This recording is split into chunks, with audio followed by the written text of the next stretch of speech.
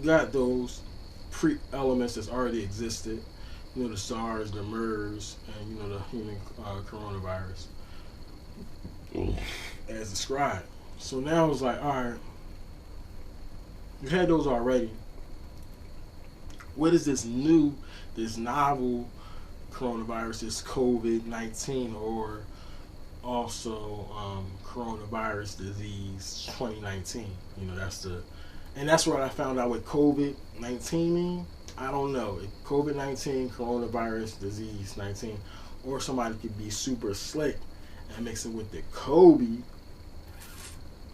know what I mean? -1 plus 9. I don't know. That's still 8. You know, 1 and 9. You know, we get into the higher mathematics, but I mean, but also conspiracy like coronavirus disease 2019, 2019 or whatever. So, I mean, also known as the SARS-CoV-2.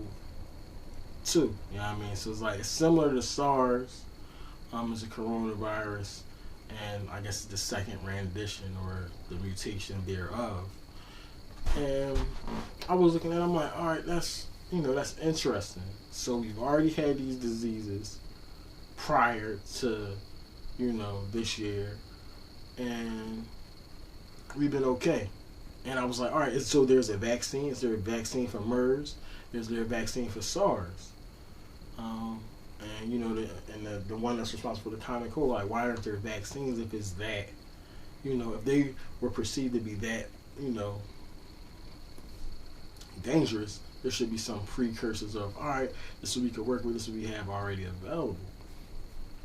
There's no vaccines for those. So I'm like, all right. But we didn't worry about SARS, MERS. So I'm like, dang.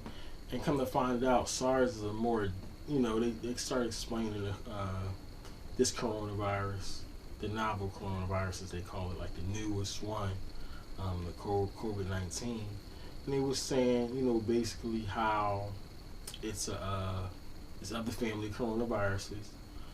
It is not as deadly as SARS, but it's more communicable, I guess. They say it's transferred a little bit easier.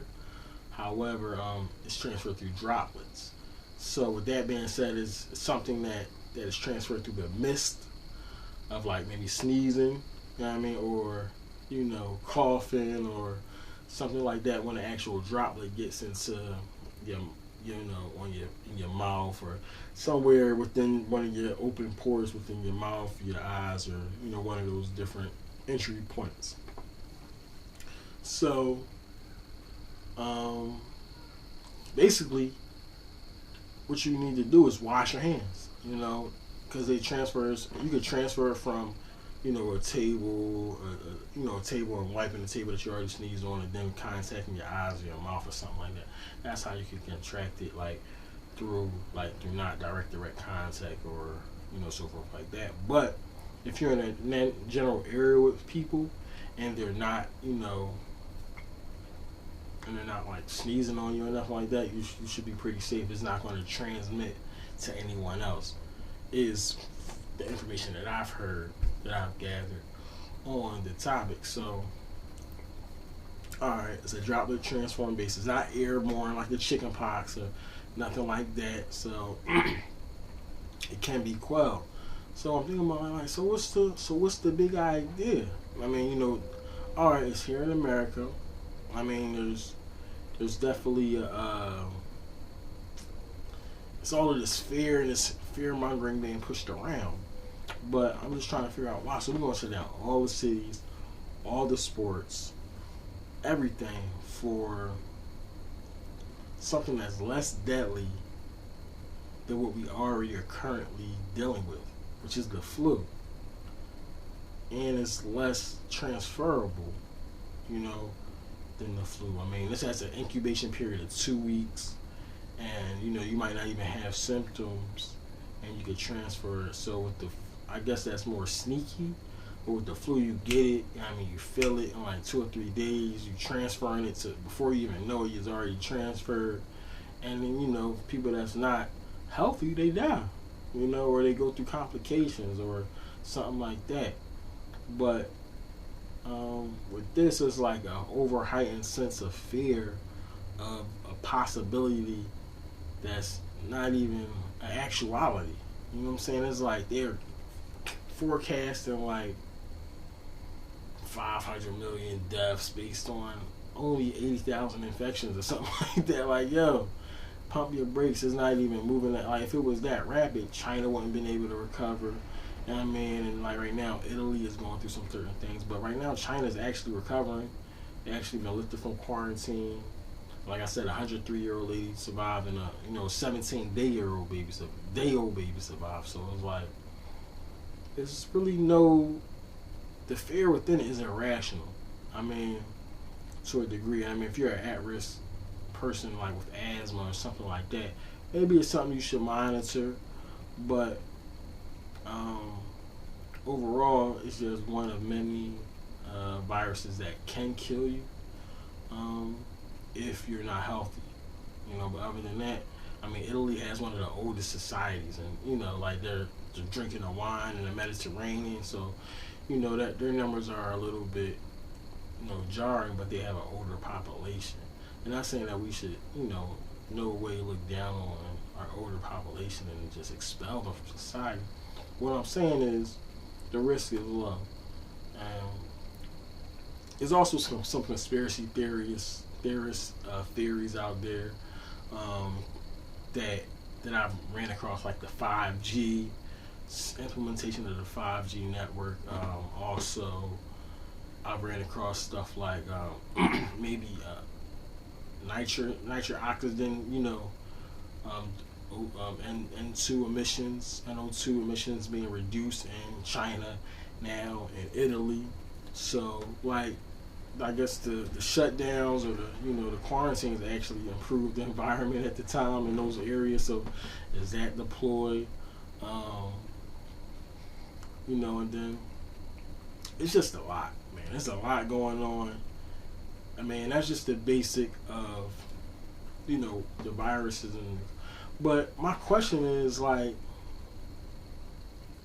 okay, here we are with the virus that can be recaptured again, just like the flu, just like a cold, just like any virus. If you're not healthy, it's gonna come in, defend off, or to eliminate what needs to be eliminated. I mean, that's the essentiality of a virus. Is like a cleanser, like a soap. It comes in and cleans out all of the the things that may have disrupted the system. And sometimes at the behest of ending the system, because you got so many things wrong. But the virus isn't necessarily a bad thing. But it's more. I'm gonna get more into that whole virus and good thing, bad thing portion. But my question, simple, is if you can answer: are you taking the vaccine? I mean, the vaccine isn't yet created, but they're out in Washington State making it. It'll probably be here by next winter, I guess. And I mean, and so, are you taking the vaccine? Would you take the vaccine when they make it? And if you are, if you can share why would you take the vaccine, and if you aren't sure, why won't you take the vaccine? And if you aren't taking the vaccine, what's going to change in a year from now?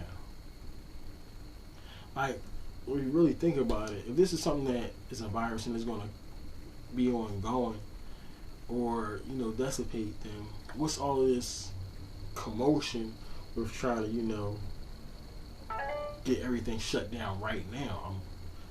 Whole method of thinking. I get it. We want to stop the curve and spread out. Without wreaking havoc on the healthcare system. If that's the only reason, then okay, maybe a week or something like that. But we got buildings. I mean, you could just erect it. Just empty out a building and put the medical staff in there, and bam. I mean, actually, China's like the hospitals they built in like 2 weeks. They no longer can use them because it no longer serves the need to hold that many people. So we could just take a building in a few states and so forth like that, in every state rather, and just house and have people come in there in order to get treated.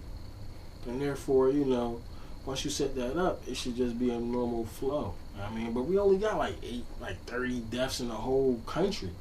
I mean, during that same time, I want you to track the influenza deaths during the same time period. It's like, it's ridiculous for us to be putting so much concentration on a novel virus that is showing you by the numbers is not deadly to the majority of the population, and it's less deadly than what we already have currently, which is the influenza.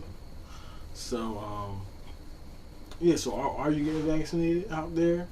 I mean, and if you don't get, what changes? I mean, like, what changes? Like, a month or 2 months from now, if the virus is still able to be contracted? Nothing. I mean, that's my answer. Nothing really changes. I mean, you still have to be healthy. You still have to, you know, do best practices like washing your hands. Like that's common. That should be common practice. I mean, especially during the winter time, especially when, you know, seasons lend to that sort of thing. And when you looking at, you know, where it is being contracted, it's not in Africa, it's not in Mexico. I mean, it's mostly in the European. Europe is now the new epicenter. You know what I mean? China's kind of cleared up. Wuhan is like, you know, they cleared away a little bit. So Italy over there, they having a bad run with their population. But I'm gonna look more into that. But yeah, you know, we're gonna end the show with that. You know, how many people out there are gonna get the vaccine once it's created? You know what I mean, how many people feel comfortable about the vaccination process? And are there any other thoughts out there? You know what? We're gonna go deeper into the 5G, but 5G. Have anyone heard about the 5G conspiracy and how that, you know, is taking the O2 out of the air and, you know, might be creating some of the effects that may be felt through the the novel coronavirus. You know, man, there's a lot. But we're gonna end it there, man. So definitely like, subscribe. You know what I mean? Definitely subscribe, LeafBlanco2.0, man. We're going to keep bringing you more and more and more and more. We're going to hit this coronavirus, but we also got other things going on. We're going to get more light with it, more fun with it. But I'm trying to gauge and see what's going on. So definitely interact. Hit me back. LeafBlanco, but I'm black, never whack. You know what I mean? So LeafBlanco2.0, man. Philly Boy Show. Subscribe.